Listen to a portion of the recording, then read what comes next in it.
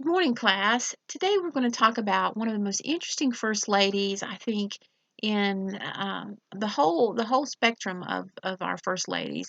Abigail Adams was an original, and certainly that's true of all of them. But she really was amazing to me, and I think unfortunately she has been embraced in by the feminist movement for the wrong reasons.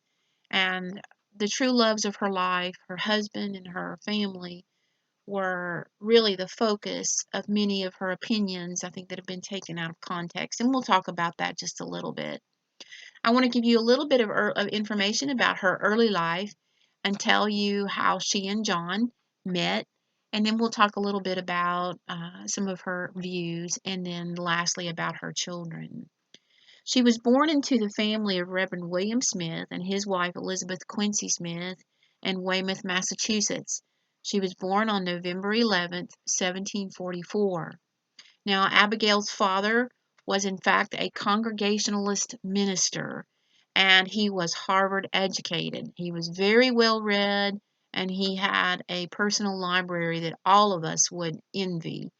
She was brought up to read and to learn in a day when this wasn't typical for daughters.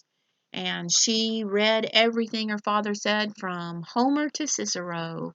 I don't know what languages she knew. I know that John earned a very prestigious law firm appointment because of his mastery of Latin. I'm not sure about her on that, but anyway, she was a fabulous reader and very well educated. And I'm going to talk about the role that that education had on her worldview in a few minutes. But she was very close to her father, and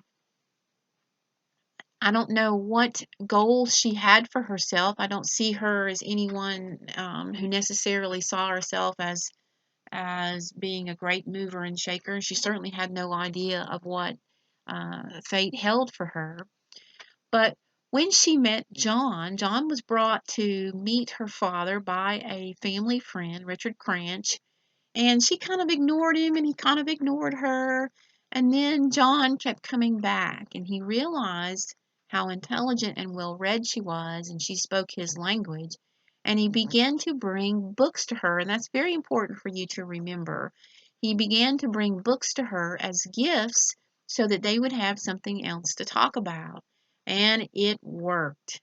Even though her mother felt generally that John was not worthy of marrying her daughter, he, his father, or I'm sorry, Abigail's father, will perform the ceremony, and their adventure begins. They were married for 54 years before she passed away in 1818, much to John's great sorrow. He lived another, I guess, 8 years until 1826. And he and Thomas Jefferson, by the way, many of you know this, died the same day. One of history's great ironies. But in any case, they had the longest marriage, I believe, until George Herbert Walker Bush and Barbara. I will check on that. I think they may have outlasted the Adams a little bit. There's a lot of interesting parallels between the Adams and the Bushes. But in any case, they had a long, successful marriage, and they both sacrificed a great deal for their country. And that's a lecture in itself. John wasn't on the battlefield as Washington was, but he was on the political front in that he led the constitutional, he led the congressional body, the Continental Congress, in the independence movement.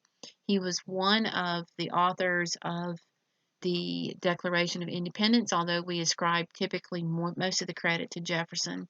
And I think Adams, for many years, had the dubious task of handling Jefferson and sort of keeping him reined in a little bit for some of his more dramatic views on politics. And we can talk about that later. But you had,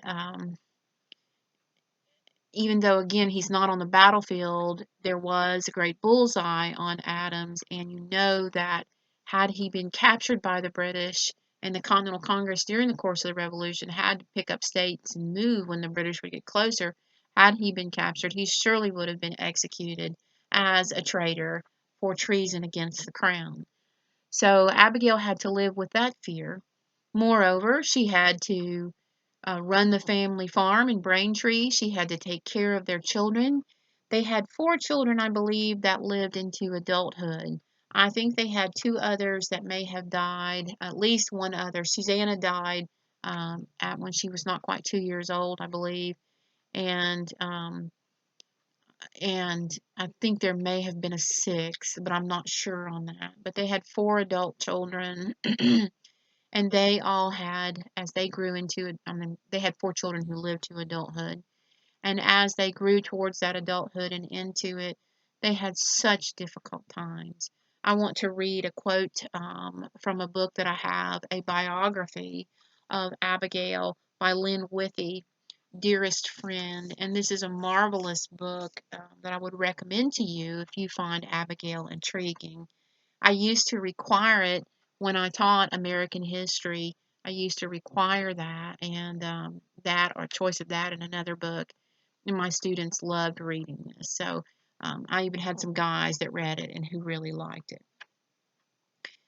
During the American Revolution, you have uh, really a period of such uncertainty, and no one knew how it was going to end. And, once it's over, you had the founding fathers and the military figures and the military leadership. They all returned home thinking that the work was done and that everything was going to be fine. But that wasn't the case. You had the task of carving out a tenable government, a government that would work. And that was certainly trial and error, as you all know, and that's going to take quite a bit of time. And you had the difficulty of the states. How are the states are acting like really like children, fussing with each other, and there were diplomatic missions to be taken, leadership in despite Adams' leadership in uh, securing our independence or our statement of independence. He nevertheless was one of the vanguard of let's make things right with England again, and we'll have some diplomatic posts there after the war. So his service did not conclude with the war. And maybe when Abigail thought everything is going to be he's going to come home now and stay, that didn't happen. And you all know, of course, he will serve as Washington's vice president. He'll be a part of the Constitutional Convention. He'll serve as Washington's vice president, and then he will, in fact, in 1796, be elected to what I feel was a successful presidency. He will be elected to that presidency in 1796, and it's never easy for Abigail. And she had been brought up by her father to be well informed, to be educated.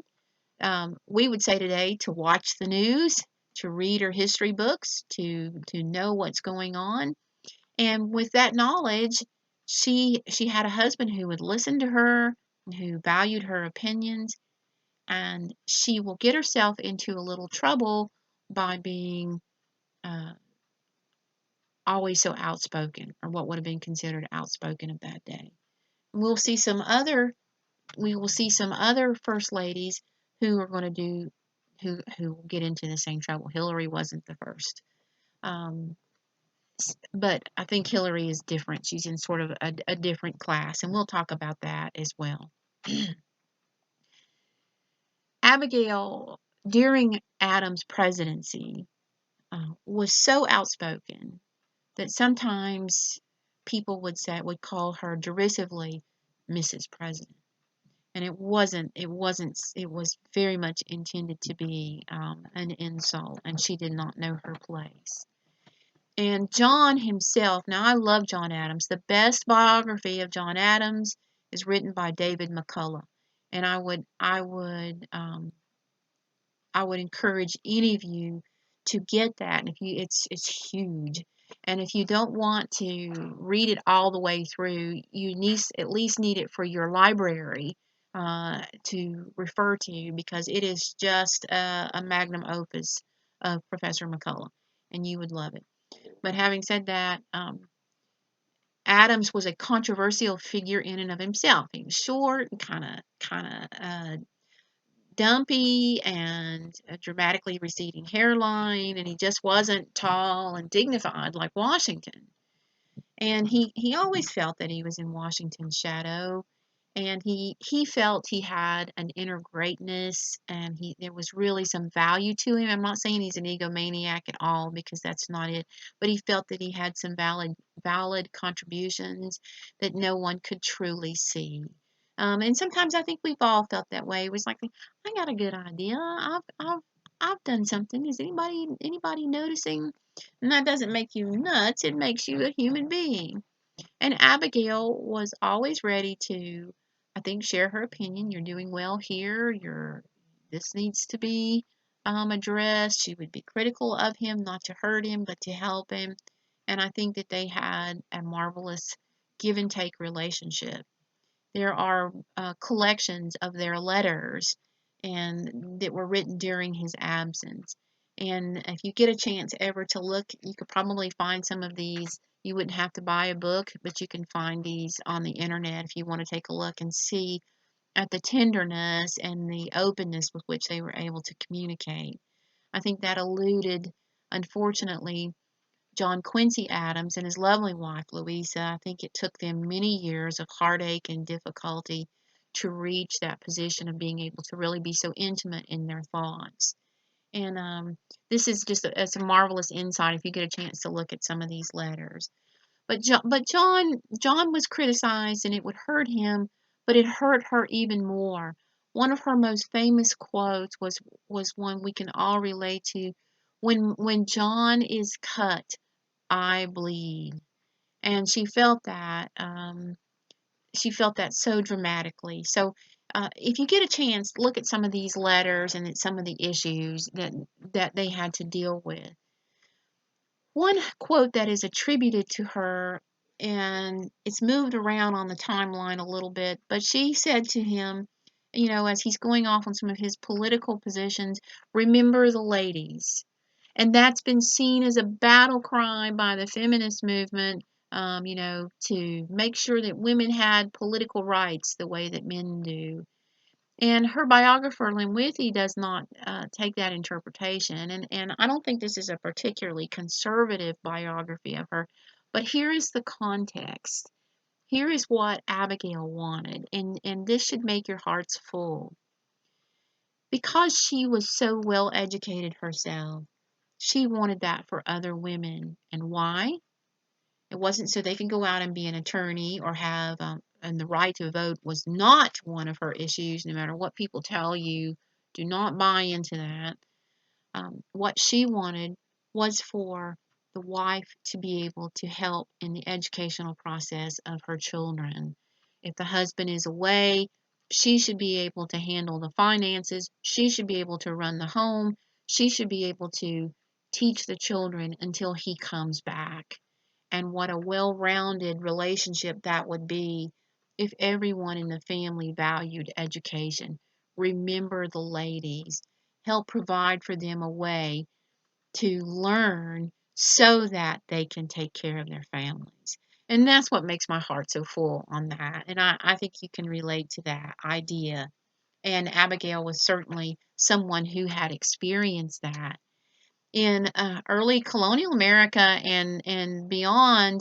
American women had no more legal rights or standing in terms of property ownership and all those issues. They had no more than they did with their European cousins, and so it, it was difficult for her to make some of the decisions and to do things that involved in running the farm and taking care of the family interests in John's absence. And I think she keenly felt that she wanted to be able, she wish she had more authority and a more of um, a position in the eyes of the law, so again that she could take care of her family. She's not out for a social revolution that we'll see later. She is just really wanting to be able to take care of her family. And I think her first, and I'm going to read to you, if I can, for just a second, an excerpt from this book. It's quite lovely, I think. Um, Another lecture that we could have would be over all of the Adams children that lived into adulthood. Let me give you a little background for this quote. But Abigail, John Quincy was their oldest son, and of course, he goes on to his great political career. He was a marvelous diplomat. Even though we call the Monroe Doctrine after James Monroe, it was really the brainchild of John Quincy Adams. John Quincy was, I think, kind of a little difficult figure in terms of his personality, but he was a brilliant politician.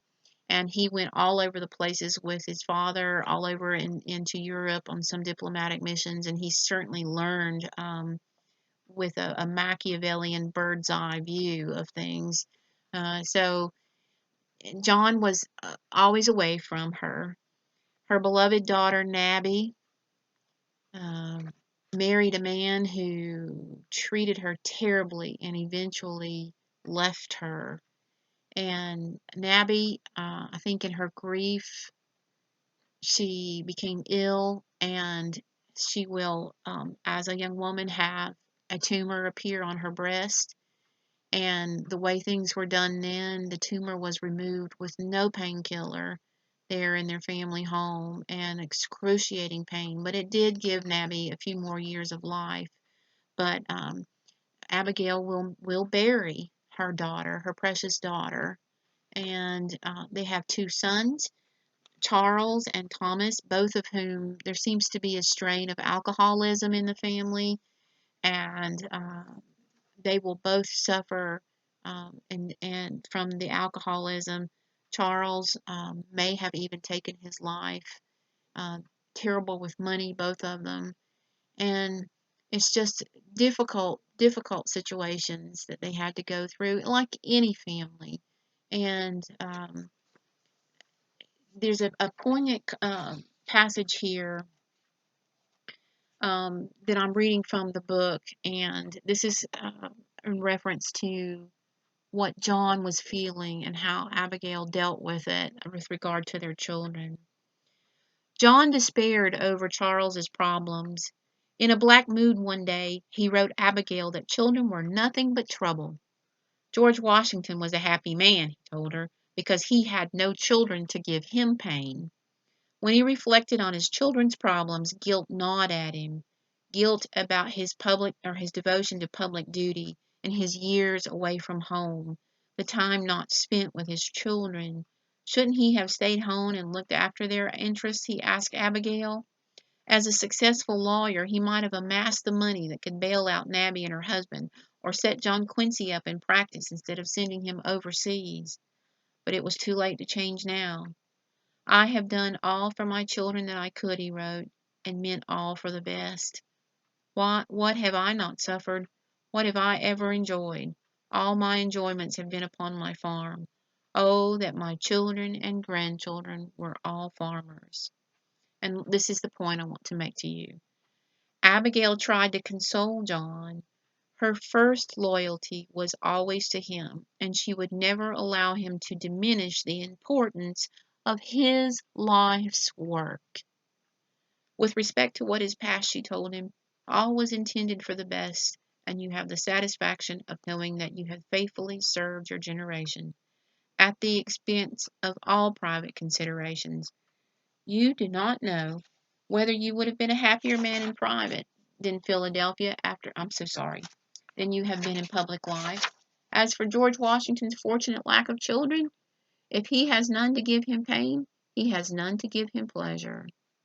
She never herself expressed any doubts about the way she had raised their children. She continued to believe that a mother's influence was paramount in her children's future development, but she also understood that no one was perfect and that she and John had done their best. What a wonderful statement about, taken from their own words, about the nature of their relationship and how very human their experiences were. Um, I do want to say a word about Abigail and Martha. I may have alluded to this in our last lecture, but Abigail worshiped Martha, and she particularly felt that she could never live up to the character that Martha had, and that she could never be as quiet and reserved as Martha. My guess is Martha had the same thoughts that Abigail expressed publicly. Just perhaps Martha, from her own tradition, was a little quieter and a little more reserved. But I would say that Abigail said some of the very things that Martha was thinking. Abigail, as I mentioned to you earlier, will be the first of the uh, presidential wives to live in the new capital. We've gone from Philadelphia, New York, now to DC. She is the first to live, actually, I think it's New York and Philadelphia. She is the first to live in the executive mansion. And when they moved in, there wasn't hardly anything there. I mean, it wasn't finished. They hung their laundry on wires in some of the unfinished rooms. And it was I don't think she was very impressed, and she was glad to go home to get out of that. I used to think when I was a little girl, if you were President First Lady, how could you ever want to leave the White House? And in my studies, I've only found one First Lady that really didn't want to, well, maybe two, that really didn't want to leave. Everybody was glad to get out of the spotlight and glad to get out of that house. Now, of course, you know that the house that the Adams lived in was not the structure that we currently call the White House. That is, of course, destroyed and torched by the British in the War of 1812, and we will talk quite a bit about that and how our beloved Dolly Madison will save the day and save the George Washington beautiful painting, the Gilbert Stuart portrait. And I think Dolly Madison is someone who has saved history for us in many ways. But Abigail will live there. Um, some other things I can tell you about Abigail is uh, their religion, the religion of the Adams, is a little problematic to me. It's a little difficult for me to understand. And I will leave that, I'll tell you what I know, and I will leave that to greater theological minds than my own. Abigail was raised in a Congregationalist church, and my understanding of them is they're Reformed, they're very um, conservative in many ways, very pro-education, very different than in their tradition, different than the Anglicans. At some point in his life, John and Abigail both embraced Unitarianism. Now, the way I understand Unitarianism, it is not Christian. It is a different view of the Trinity, and that is something else that you can look into yourselves, and I'll let greater minds than my own delve more deeply into that. However, you and I believe, most likely, if you're watching this at Truett, that once saved, always saved. If you have a saving relationship with Christ, and then that never goes away, no matter what your shifts in your own mind. But I will say this because, and I've talked about this in other classes. One thing I appreciate, a quote I appreciate that was ascribed to President Adams. When he became president, he felt it important to visit churches of other denominations as a way of reaching other Americans. And he, in fact, went to a Catholic church. And you have to remember, this is during a day when there is a lot of anti Catholic feeling. And yeah, that's another topic, but there is a lot of anti Catholic feeling. And it's almost if you're walking into an enemy camp. Well, he and Abigail enjoyed their experience when they attended a Catholic church, and they left and he remarked to her, having seen a crucifix on the wall, he said, basically, how far afield can they be from what we believed their Savior was on the wall? Our Savior was. So, whatever he called himself, perhaps he always came to see Christ as the Savior that we know him to be, and that's my hope. Abigail had some real issues with Thomas Jefferson, and she wrote letters to him. She was very close to him. They were friends as long as John and Thomas were friends, and they had a big falling out, as you all know. But and they were reconciled at the end of their lives. But Abigail, was concerned about Jefferson's morals, and we'll talk about that in our our next lecture. But she wrote him letters calling him on the carpet, and I think that it hurt him very deeply. Her disapproval hurt him very deeply. His atheism, his deism, his relationship with Sally Hemings, and other things. She dealt with him very frankly about that. So Abigail is a person who is like the rest of us.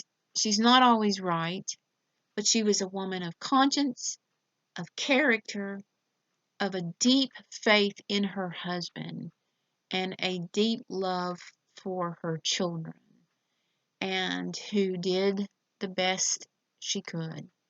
So I want you to look at her through this lens, and don't let the world's view of her as an icon for equal rights for women.